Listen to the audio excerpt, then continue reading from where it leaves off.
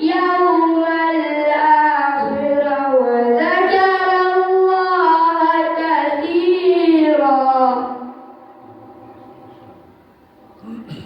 ولما رأى المؤمنون الأحزاب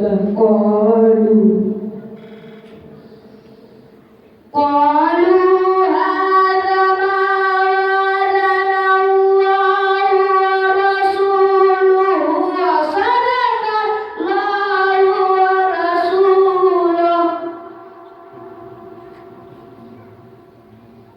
وما زادهم إلا إيمانا وتسليما.